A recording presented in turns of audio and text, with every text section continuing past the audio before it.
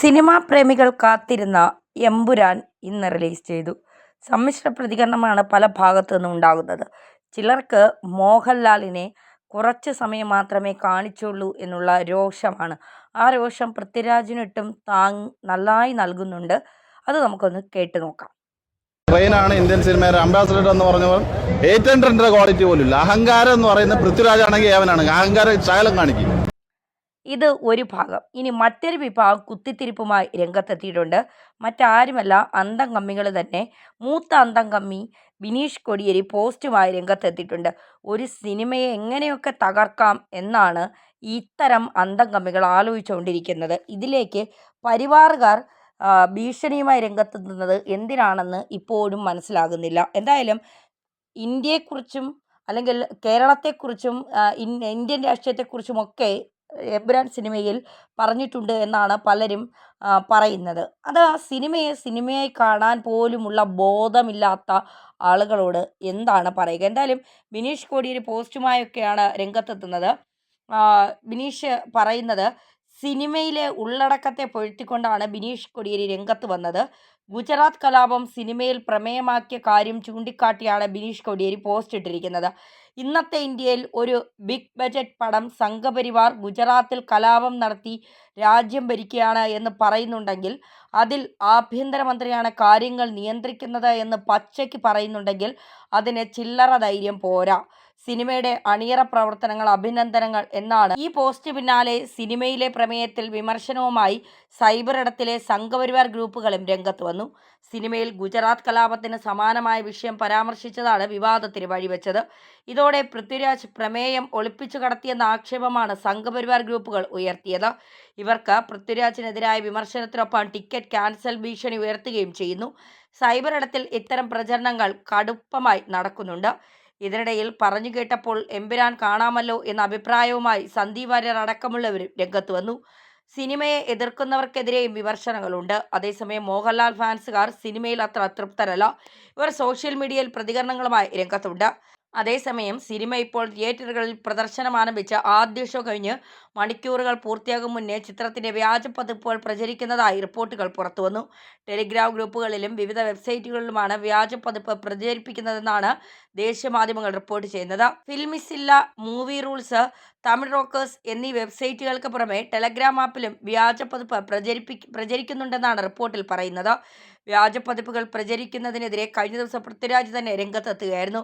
സ്പോയിലറുകളോടും പൈറസിയോടും no പറയാം എന്ന പോസ്റ്റും നടൻ സോഷ്യൽ മീഡിയയിൽ പങ്കുവച്ചിരുന്നു. ഇതാദ്യമായല്ല തിയേറ്ററിൽ എത്തിയ ഉടനെ ചിത്രങ്ങളുടെ വ്യാജ പതിപ്പ് സോഷ്യൽ മീഡിയയിൽ പ്രചരിക്കുന്നത്. സമീപകാലത്തായി ഇറങ്ങിയ ഒട്ടുമിക്ക ചിത്രങ്ങളുടെയും വ്യാജ പതിപ്പുകൾ സിനിമയിറങ്ങി മണിക്കൂറുകൾക്കുള്ളിൽ തന്നെ സോഷ്യൽ മീഡിയയിൽ പ്രചരിപ്പിച്ചിരുന്നു. ഇതിനെതിരെ സിനിമാ സംഘടനകളധികം രംഗത്ത് വരികയും ചെയ്തിരുന്നു. എന്നാൽ ഈ വ്യാജപ്പതിപ്പ് പ്രചരണം ഫലപ്രദമായി തടയാനാകുന്നില്ല എന്നാണ് എമ്പുരാൻ സിനിമയുടെ പതിപ്പ് പുറത്തിറങ്ങിയതോടെ വ്യക്തമാകുന്നത്. രാവിലെ 6 മണിക്കാണ് എമ്പുരാൻ സിനിമയുടെ ഫസ്റ്റ് ഷോ ആരംഭിച്ചത്.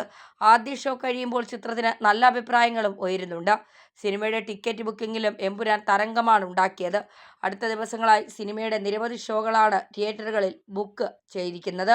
ഹോളിവുഡ് നിലവാരത്തിലുള്ള മേക്കിങ്ങിനാണ് ചിത്രത്തിൻ്റേതെന്ന് പറയുന്നു. സിനിമയെ സിനിമയായി കാണാതെ സിനിമയെ അല്ലെങ്കിൽ സിനിമാ പ്രവർത്തകരെ, അതിൻ്റെ നിർമ്മാതാക്കളെയൊക്കെ തകർക്കുന്ന നിലപാട് സ്വീകരിക്കുന്ന ഇത്തരം പോസ്റ്ററുകൾ പ്രേക്ഷകർ കണ്ട് ആസ്വദിക്കരുത്, അല്ലെങ്കിൽ അത് നിങ്ങളെ സ്വാധീനിക്കരുത് എന്ന് മാത്രമേ പറയാനുള്ളൂ. കാരണം ഈ സിനിമയ്ക്ക് വേണ്ടി ചിലവഴിച്ച ദിവസങ്ങൾ, അതിനുവേണ്ടി ചിലവഴിച്ച പണം, അതിൻ്റെ പിന്നിൽ പ്രവർത്തിച്ചവർ, അണിയറ പ്രവർത്തകർ, പ്രൊഡക്ഷൻ മുതൽ തുടങ്ങുന്ന ആളുകൾ, ഈ സിനിമ കൊണ്ട് ജീവിക്കുന്നവർ, അങ്ങനെ നിരവധി പേർ ഇതിൽ ഉൾപ്പെട്ടിട്ടുണ്ട്. അപ്പോൾ എന്തെങ്കിലുമൊക്കെ ഒരു രാഷ്ട്രീയത്തിൻ്റെ പേര് പറഞ്ഞുകൊണ്ട് സിനിമയെ തകർക്കാൻ ശ്രമിച്ചാൽ ഒരുപാട് ആളുകളുടെ ഉപജീവന മാർഗത്തിലാണ് നമ്മൾ മണ്ണ് വാരിയിടുന്നത് എന്ന് സ്വയം നമ്മളെങ്കിലും ചിന്തിക്കുക. ബിനീഷിനെ പോലുള്ളവർക്കൊക്കെ കൈനിറയെ പണമുണ്ട്. അവർക്ക് മറ്റൊന്നും ചിന്തിക്കാനില്ല. രാഷ്ട്രീയം പറഞ്ഞുകൊണ്ട് എന്തിനേയും തകർക്കാം, എന്ത് പോസ്റ്റും ഇട്ടുകൊണ്ട് എന്തിനേയും തകർക്കാം.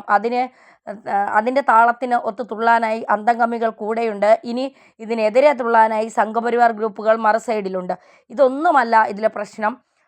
ഇത് മോഹൻലാൽ, പൃഥ്വിരാജ് ഇവർക്കെതിരെയുള്ള ഒരു നിലപാടെടുക്കലും കൂടിയാണ്. അതിനെ അവർക്ക് അനുകൂലമായി നിൽക്കുന്നു എന്ന് കാണിച്ചുകൊണ്ട് അവർക്കെതിരെ തിരിയുക എന്നതാണ്. എന്തായാലും സിനിമ നല്ലതാണെങ്കിൽ പ്രേക്ഷകർ സ്വീകരിക്കുക തന്നെ ചെയ്യും. അതാണ് നോക്കേണ്ടത്. സിനിമ നല്ലതാണോ, നമ്മൾ ഉദ്ദേശിച്ച രീതിയിൽ സിനിമയെ നമുക്ക് കാണാൻ കഴിയുന്നുണ്ടോ?